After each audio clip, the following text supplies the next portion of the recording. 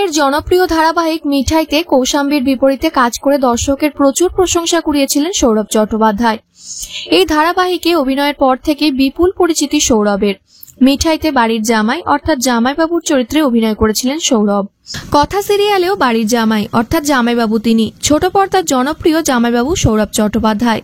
এর আগে এক সাক্ষাৎকারে অভিনেতার গলায় আক্ষেপের সুর শোনা গেছিল। তিনি বলেছিলেন, ঘরে বাইরে এত ভালো ছেলের ইমেজ যে প্রেম আর হয় না।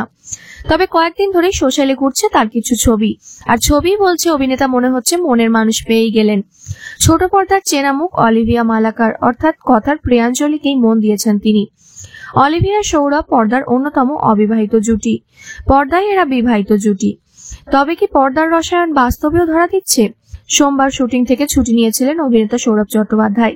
তিনি বলেন, যে ছবি নিয়ে এত কথা সেটি জলসার অ্যাওয়ার্ড অনুষ্ঠানের ছবি। পর্দার সমস্ত জুটি এখানে উপস্থিত ছিলেন।